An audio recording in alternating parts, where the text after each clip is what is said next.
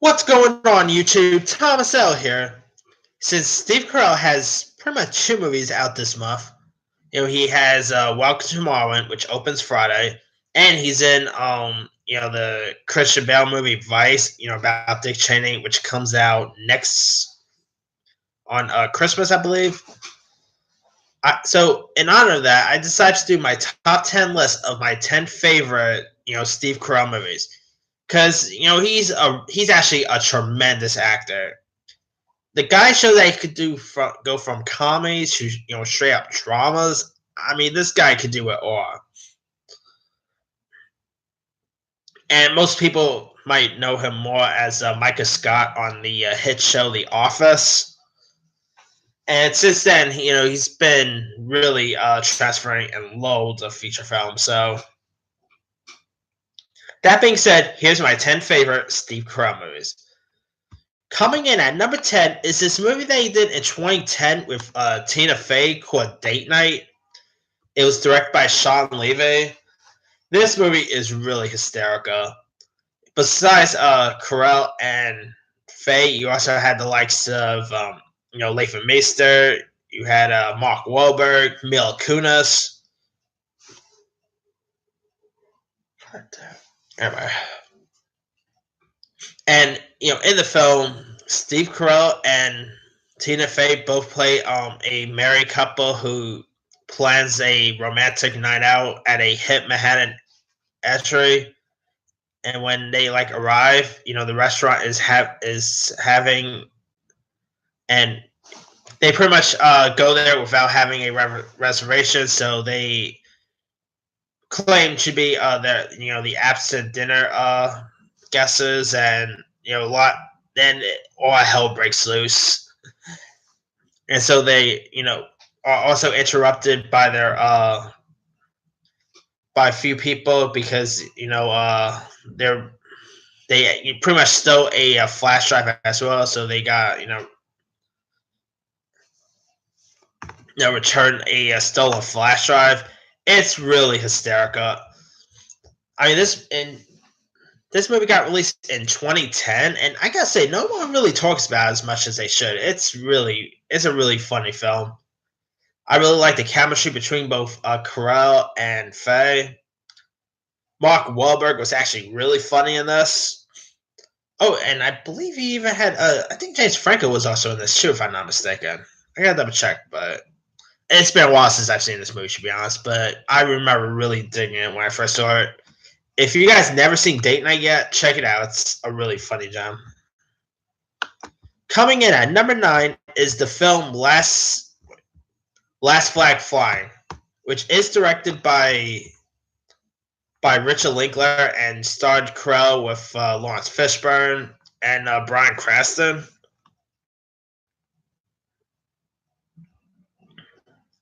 Last Flag Flying is a really nice little film. It got released by Amazon Studios, pretty good company, and in it, Steve Carell plays a Vietnam War vet who who goes on a road trip with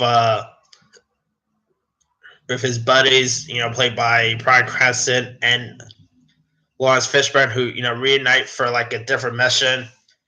They got Barry Carell's character's son, who was also a Marine killed in Iraq. It's a really good film. I mean, it's really touching. Good performances by Carell, by Fishburne, and Cranston. You even had Cicely Tyson in this. This is a really underrated gem. I mean, it's a shame that this movie didn't hardly get much Oscar love when it got released, because it's a really good little movie.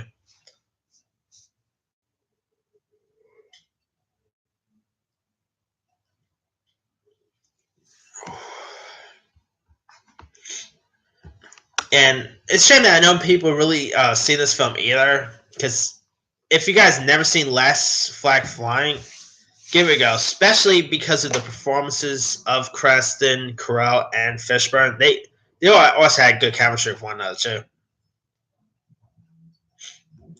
Coming in at number 8 is Get Smart. Now, this is based on the TV show, and it was directed by Pierre Segal, who also has that new movie Second Act coming out with Jennifer Lopez. The film also teamed Carell with Anne Hathaway. You even had The Rock in this, Alan Arkin. Get Smart is a really funny film. The movie actually turned 10 this year. Wow, I feel old there. Yeah, Get Smart is it's not as good as, let's say, the TV show version, but it's actually still pretty fun gem. And too bad they never really went ahead and did a sequel, because this film could have actually have been a franchise, but I don't even think it did all that well when it got released. But still, Get Smart, the one with Carell, is really good. Coming in at number 7 is Despicable Me. Now, this featured the voice of Carell as the character Gru, who pretty much is a villain, if you will. And he also has like 3 kids there, and it's a really funny anime film. He of course has to have the minions, who actually are more popular than Gru. I mean, Gru is the main character in the Despicable Me franchise, but the minions are actually more popular than Gru. When you think of Despicable Me, you don't even think of Gru. You mainly think of the minions. Well, that's so true. I mean, the minions are actually pretty funny. But Steve Carell as a voice of Gru, that's actually really perfect casting. You don't even that doesn't even sound like Steve Carell when you hear him voicing the character. Because sometimes when actors voice a anime character, you could tell that's the actor you know of. But with Carell, he kind of disguises his voice a little as Gru. I mean, you can't even tell that's Micah Scott from The Office. So I kind of find that pretty cool. And of course, he returned as the road Gru for Despicable Me 2 and 3. And I'm pretty sure we're going to get a 4th one. If I had to throw my money down, we're going to get a 4th Despicable Me film by maybe 2021. Probably. I don't know. I'm just speculating because hey, this is a really popular franchise, and it's also actually Illumination's highest grossing anime franchise too. So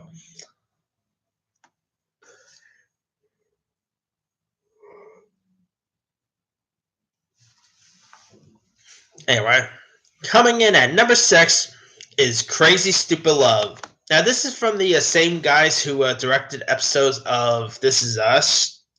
And this one starred Steve Carell with Ryan Gosling. Emma Stone was in this. He even had Julianne Moore. Who else was in this? Oh yeah, Kevin Bacon was in this. It's a really funny romantic comedy. It's probably my favorite romantic comedy of the decade. It's that good of a film. Good cast. And I really like the chemistry between both Gosling and Carell. Because in the film, Carell plays a man who's white, who is pretty much getting a divorce from his wife, played by Julianne Moore, and so he meets a handsome guy played by Ryan Gosling, and Ryan Gosling is like his wingman and trying to teach Carell's character how to pick up girls and all. This is a really cute and funny film. It's kind of underrated too. I don't really hear many people talking about it as much as they should, but it's actually a really good film. If you've never seen Crazy Stupid Love by now, check it out. I think you'll probably enjoy it. Coming in at number 5 is Little Miss Sunshine. Now, this is the road trip film that starred the likes of Alan Arkin, Abigail Breslin, Greg Kinnear was in this. Who else? Oh yeah, Toni Collette.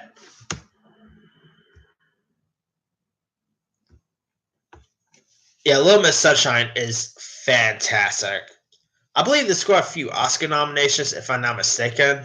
I know Breslin scored a nomination, and I think the film scored Best Picture, if I'm not mistaken, but I gotta double check that. But anyway, yeah, Little Miss Sunshine is really fantastic. It's really funny.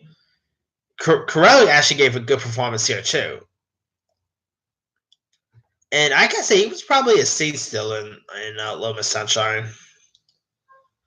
Yeah, this is. I mean, the movie got released in 2006, and it actually still gets talked about today. I'm kind of happy to hear Little Miss Sunshine's still getting more buzz around it. Coming in at number 4 is The Way Way Back. This is a fantastic little film. This was actually one of my favorite movies of 2013. It's really funny and it has good performances. I mean, in it, Carell actually plays kind of a dick in it. I mean, that's pretty much who Carell plays, a dick stepdad in this. And he actually plays the husband to Toni Collette's character, and he's actually, and his character is actually a stepdad to Toni Collette's character's kid, played by I think the actor's name is Liam James. Liam James gave a really good breakthrough performance here, and you had Sam Rockwell, who's also in Vice. I just realized Vice has a way back every year between Carell and Rockwell. Nice. Although, except I can't remember if I gotta rewatch the film because it's been a while since I've seen it, but can't recall Carell and Rockwell ever having scenes in the way back. Gotta double check that, but it's definitely still one of my favorite films. I mean, it's really funny. It's a really good coming of age tale. I mean, if you guys never seen the way back by now, I highly recommend it. And it's a different side of Steve Carell, not to mention. Coming in at number 3 is Anchorman. Now, this had Carell play the famed weatherman, and Carell has some really funny parts here. I really like the chemistry he always had with Will Ferrell, Paul Rudd, and David Koechner. And it seems like Carell has a habit, has a thing with the news. In this he plays a weatherman, and then both Bruce O'Malley and Evan O'Malley he plays like a news anchor. So I kind of found it would be funny if his Brick character from Anchorman and his Evan character from Bruce O'Malley are somehow connected. That would actually be pretty funny to watch. But anyway, back to Anchorman. Yeah, I really liked Carell in the Anchorman films. He was really funny in them, and this was kind of more of his breakaway. I think this show came out around the same time as The Office. And Carell, I mean, besides doing straight dramas, Carell shows that he could do comedy well. Of course, we've seen that with The Office, Anchorman, Bruce O'Malley, everyone O'Malley. But him as a role of Brick in Anchorman, and he was also in the sequel as well. It worked out really well, and I gotta say, I'm still hoping we see a third one, but that has to be waiting to see. All right, coming in at number 2 is Foxcatcher. Now, if you guys want to see a dark Steve Carell performance, look no further than Foxcatcher. I mean, in this, it really showed how much of a great actor Carell could be. I mean, in it, Carell plays a wealthy, plays a wealthy guy named John DuPont, who invites Olympic wrestler Mark Schultz, played by Channing Tatum, to move in his estate and help form a wrestling team for a 1988 Olympics. And Mark sees it like a way to step out of his shell of his charismatic brother, played by Mark Ruffalo, And however, the opponent begins to lead Mark down, down like a very dark road. I mean, let me just say right now, this might be a spoiler, but it's based on a true story. In the film, actually, Carell's character John DuPont actually kills Mark Ruffalo's character David. I mean, it's a real tragic story in Foxcatcher, and Steve Carell played John DuPont perfectly. This is a very different and dark role for Carell. I mean, when you see Carell in this, you don't even see Steve Carell. And I mean, he has like a prosthetic nose they use in this. He really had a good transformation with Foxcatcher, and he actually scored a Oscar nomination for this. And I gotta say, I kind of was hoping that he would have won, but I can't remember who. I think Eddie Redmayne won that year, but I would say I was slightly hoping for us, either Steve Carell or Micah Keaton, but Redmayne was still good as well. But anyway, if you guys never seen Foxcatcher by now, definitely give this one a go. It's a really fantastic movie.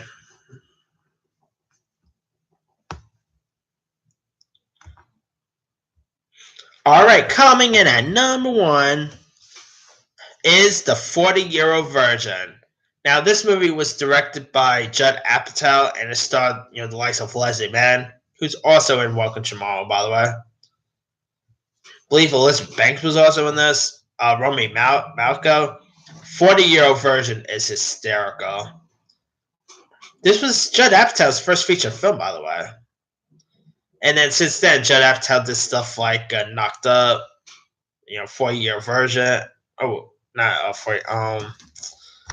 This is 40, I meant to say. I mean, 40-Year Virgin is really funny. Whoever knew that a movie where a 40-something-year-old guy is trying to lose his virginity, that's actually pretty funny. And who knew that plot line could actually work well? But it did. This was actually Steve Carell's first lead role, believe it or not. Because before this, he mainly, or I should say, first lead role in a feature film. Because I believe he was still doing The Office around the time this movie came out. I can't remember the actual date when The Office first premieres, but I think it was around the same time 40-Year Virgin was released.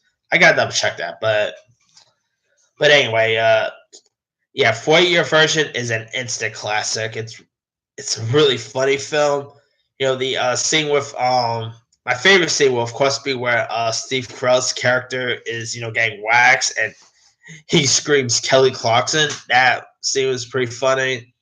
This has some pretty funny, memorable scenes. And too bad they never really went ahead and did a sequel because it would have been cool seeing another one of this. I mean, if you guys never seen 40-Year Virgin by now, check it out because it's a really funny Carell film worth watching. All right, that's pretty much it for my 10 favorite Steve Carell movies. Let me do the quick rundown. Number 10, Date Night. 9, Last Flag Flying. 8, Get Smart. 7, Despicable Me. 6, Crazy Stupid Love. 5, Little Miss Sunshine. 4, The Way, Way Back. 3, Anchorman. 2, Foxcatcher. 1, The 40-Year Virgin. Now, he's been in loads of other stuff over the years. Recently, he was just in Beautiful Boy, which he was fantastic in. He was, like I say, he was in Evan Mate. Let's see. Battle of the Sexes, he was pretty good in. The Incredible Burt Wonderstone with Jim Carrey. He was in The Big Short. He was in Dinner for Schmucks with Paul Rudd. Not that good of a film. Seeking a Friend for the End of the World with Keira Knightley was pretty good. Over the Hedge he was in. Horton Hears the Who. Sleepover. He's been on loads of stuff over the years. Let me leave it to you guys. What are your favorite Steve Carell movies? Drop a comment below. Don't forget to like, subscribe, hit that bell for more notifications. This here is Thomas L. signing off.